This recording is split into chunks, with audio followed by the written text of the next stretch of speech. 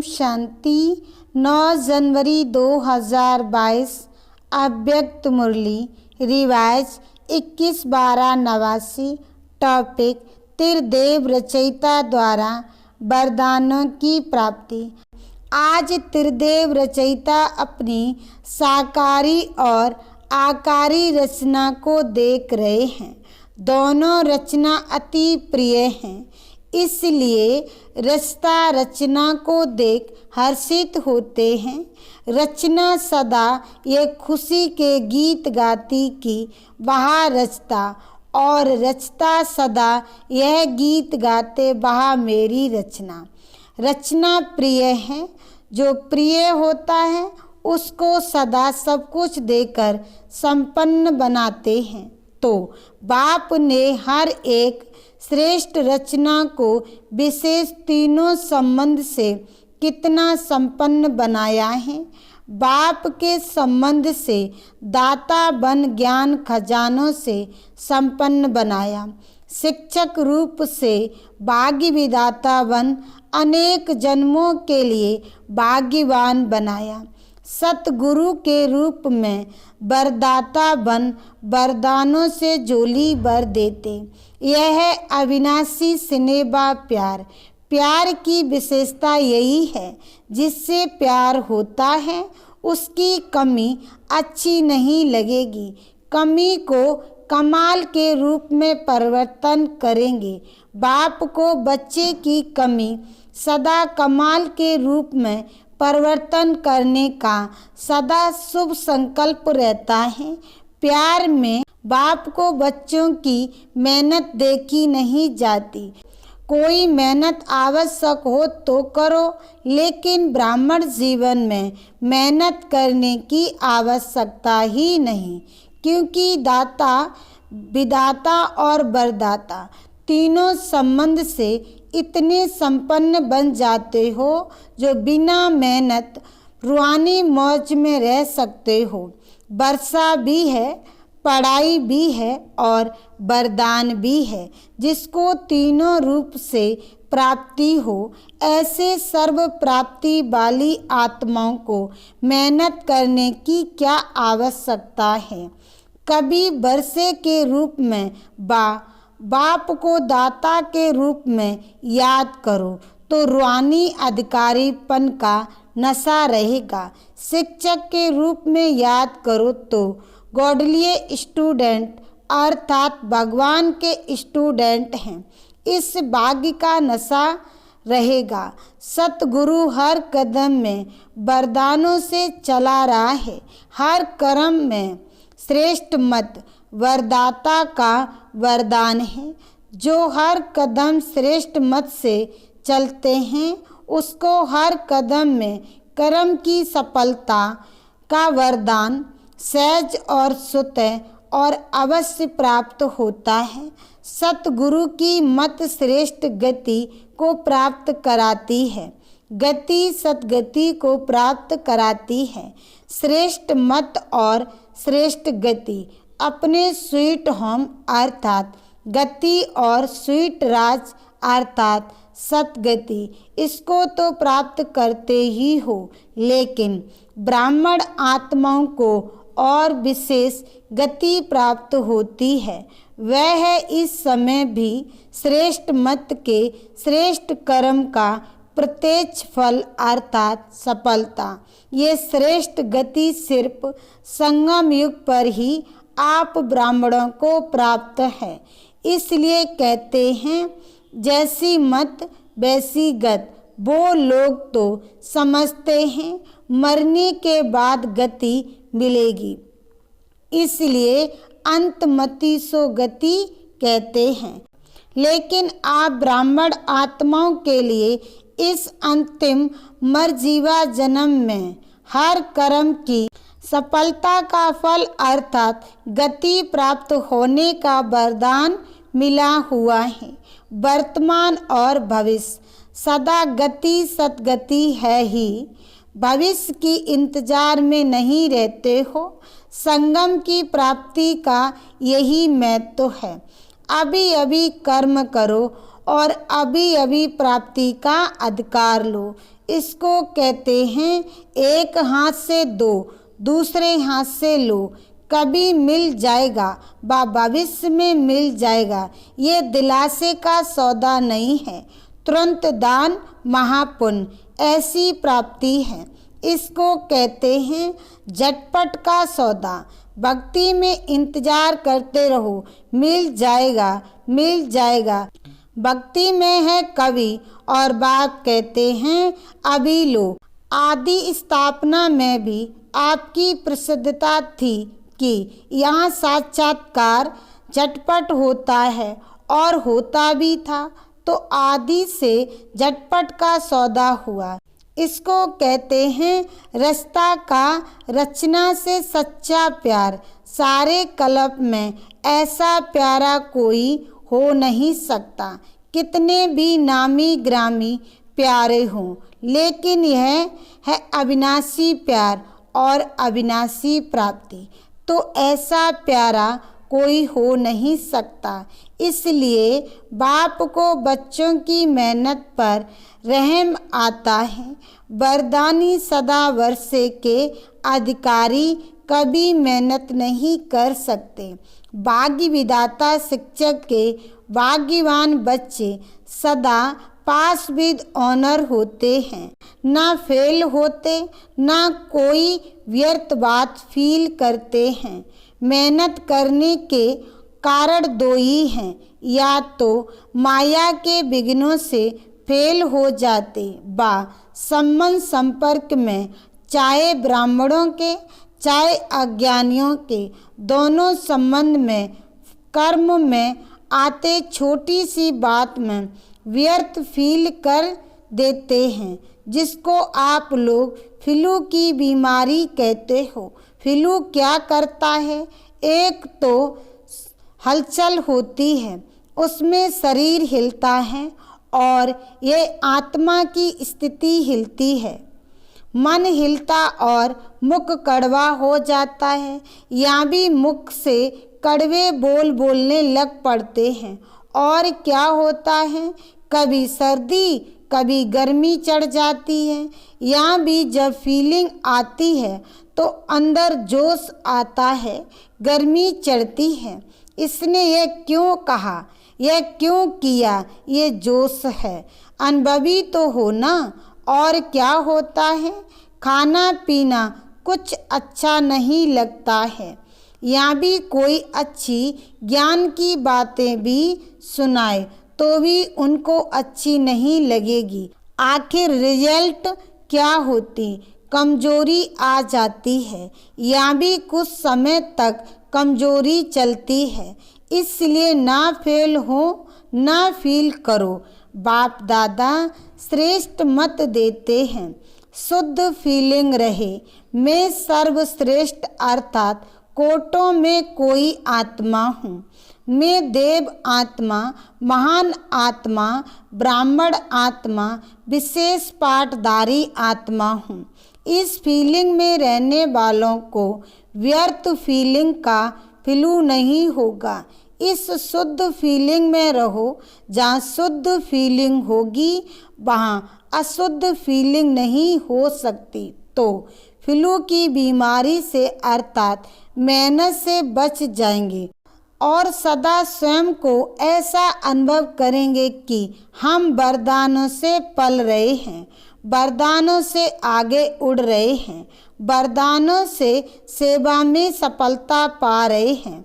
मेहनत अच्छी लगती है, व मेहनत की आदत पक्की हो गई है।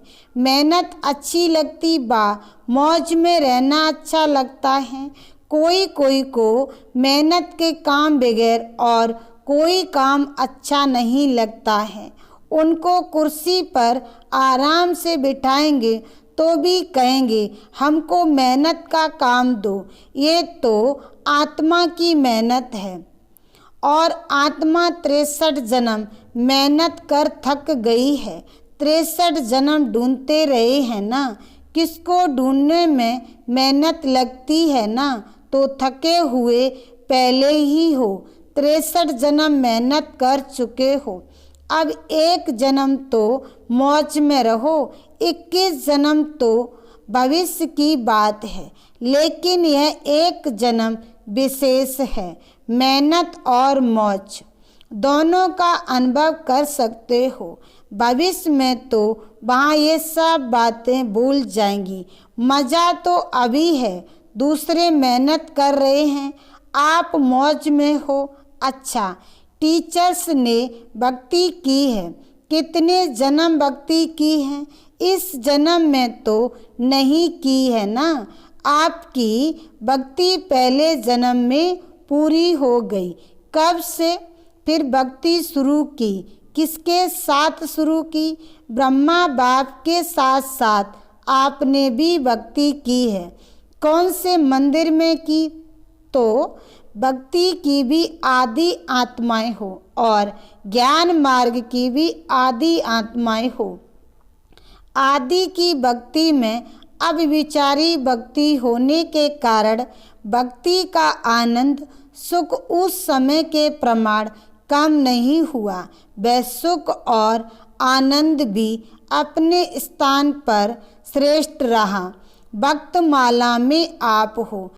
जब भक्ति आपने शुरू की तो भक्त माला में नहीं हो। डबल फॉर्नर्स भक्त माला में थे, भक्त बने या भक्त माला में थे। अभी सब सोच रहे हैं कि हम थे व नहीं थे। विजय माला में भी थे, भक्त माला में भी थे। पुजारी तो बने लेकिन भक्त माला में थे। भक्त माला अलग है।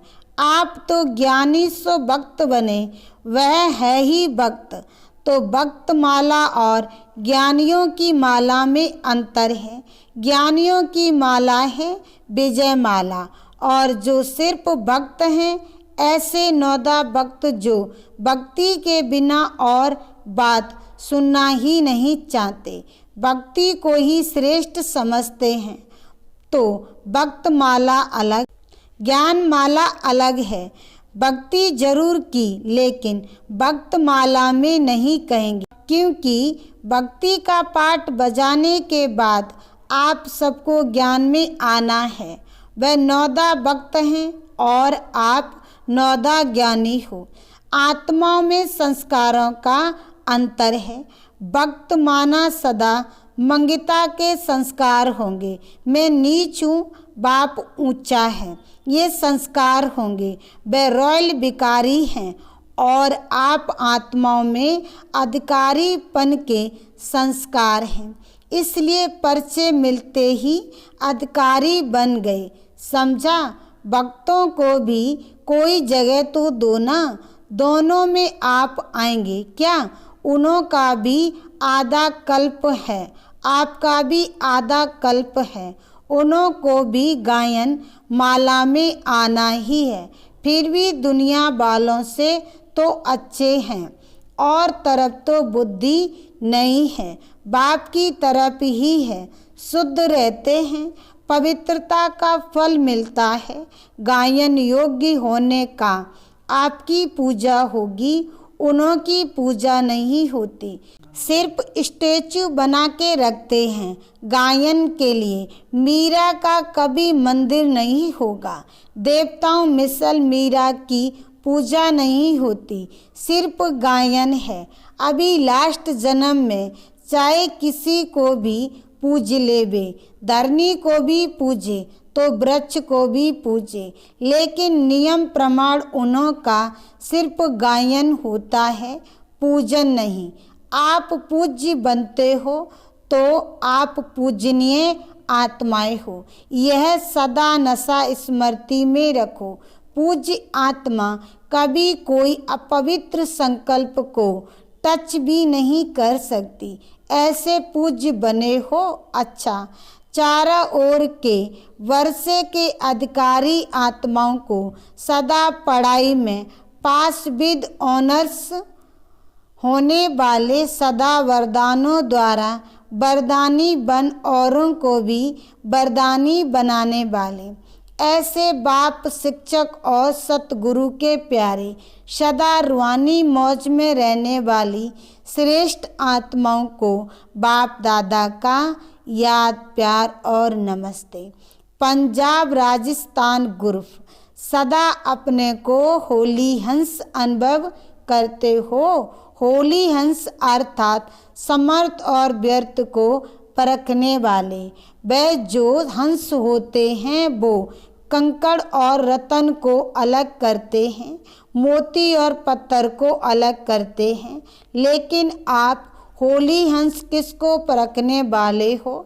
समर्थ क्या है और व्यर्थ क्या है, शुद्ध क्या है और अशुद्ध क्या है। जैसे हंस कभी कंकड़ को चुंग नहीं सकता, अलग करके रख देगा, छोड़ देगा, ग्रेड नहीं करेगा, ऐसे आप होली हंस व्यर्थ को छोड़ देते हो और समर्थ संकल्प को धारण करते हो। अगर व्यर्थ भी आ जाए तो धारण नहीं करेंगे। व्यर्थ को अगर धारण किया तो होली हंस नहीं कहेंगे। वह तो बगुला धारण करता है। व्यर्थ तो बहुत सुना, बोला, किया, लेकिन उसका परिणाम क्या हुआ? गमाया, सब कुछ गमा दिया ना, तन भी गमा दिया। देवताओं के तन देखो और अभी के तन देखो, क्या है, कितना अंतर है। जवान से भी वे अच्छे हैं तो तन भी गमाया, मन का सुख शांति भी गमाया, धन भी गमाया। आपके पास कितना धन था, अथा धन कहाँ गया? व्यर्थ में गमा दिया। अभी जमा कर रहे हो या गमा रहे हो। होली हंस गंवाने वाला नहीं, जमा करने वाला। अभी 21 जन्म तन भी अच्छा मिलेगा और मन भी सदा खुश रहने वाला होगा। धन तो ऐसे होगा जैसे अभी मिट्टी है। अभी मिट्टी का भी मूल्य हो गया है, लेकिन वहाँ रत्नों से तो खेलेंगे। रत्नों से मकान की सजावट होगी तो कितना जमा कर रहे हो? जिसके पास जमा होता है उसको खुशी होती है। अगर जमा नहीं होता तो दिल छोटी होती है, जमा होता तो दिल बड़ी होती। अभी कितनी बड़ी दिल हो गई तो हर कदम में जमा का खाता बढ़ता जाता है या कभी कभी जमा करते हो। अपना चार्ट अच्छी तरह से देखा है। ऐसे समय पर भी कभी कभी व्यर्थ तो नहीं चला जाता। अभी तो समय की वैल्यू का पता पड़ गया है ना। संगम का 1 सेकंड कितना बड़ा है, कहने में तो आएगा 1-2 सेकंड ही तो गया, लेकिन 1 सेकंड कितना बड़ा है ये याद रहे तो 1 सेकंड भी नहीं गंवाएंगे। सेकंड गंवाया माना वर्ष गंवाना। संगम के 1 सेकंड का इतना महत्व है तो जमा करने वाले हैं, गंवाने वाले नहीं। क्योंकि या तो होगा गंवाना या होगा कमाना। सारे कल्प में कमाई करने का समय अभी है तो होली हंस अर्थात स्वप्न में, संकल्प में भी कभी व्यर्थ गंवाएंगे नहीं। होली अर्थात सदा पवित्रता की शक्ति से अपवित्रता को सेकंड में भगाने वाले। न केवल अपने लिए बल्कि औरों के लिए भी, क्योंकि सारे विश्व को परिवर्तन करना है ना। पवित्रता की शक्ति कितनी महान है ये तो जानते हो ना। पवित्रता ऐसी अग्नि है जो सेकंड में विश्व के कचड़े को भस्म कर सकती है। संपूर्ण पवित्रता ऐसी श्रेष्ठ शक्ति है। अंत में जब सब संपूर्ण हो जाएंगे तो आपके श्रेष्ठ संकल्प में लगन की अग्नि से ये सब किचड़ा भस्म हो जाएगा, योग्य ज्वाला हो। अंत में ऐसे धीरे धीरे सेवा नहीं होगी, सोचा और हुआ। इसको कहते हैं विहंग मार्ग की सेवा। अभी अपने में भर रहे हो, फिर कार्य में लगाएंगे। जैसे देवियों के यादगार में दिखाते हैं कि ज्वाला से असुरों को भस्म कर दिया। असुर नहीं लेकिन आसुरीय शक्तियों को खत्म कर दिया। ये किस समय का यादगार है? अभी का है ना। तो ऐसे ज्वालामुखी बनो। आप नहीं बनेंगे तो कौन बनेगा? तो अभी ज्वालामुखी बन आसुरीय संस्कार, आसुरीय स्वभाव सब कुछ भस्म करो।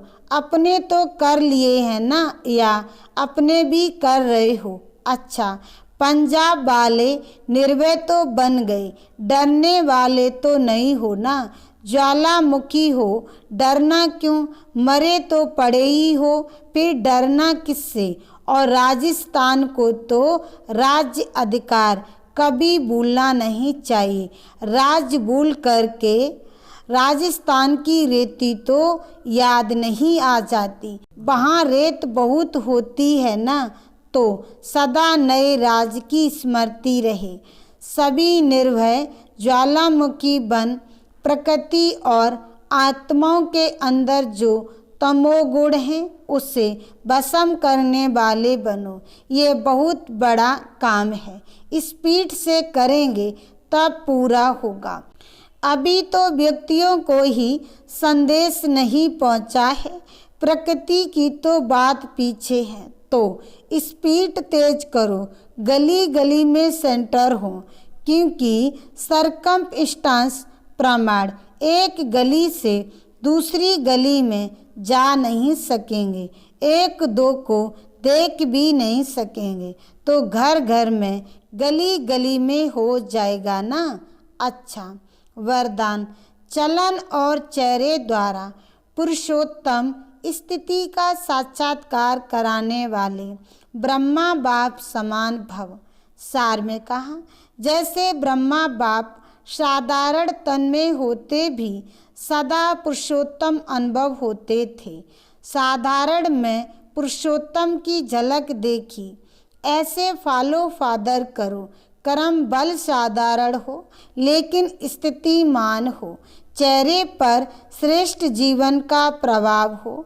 जैसे लौकिक रीत में कई बच्चों की चलन और चेहरा बाप समान होता है, यहाँ चेहरे की बात नहीं लेकिन चलन ही चित्र हैं। हर चलन से बाप का अनुभव हो। ब्रह्मा बाप समान पुरुषोत्तम स्थिति हो तब कहेंगे बाप समान।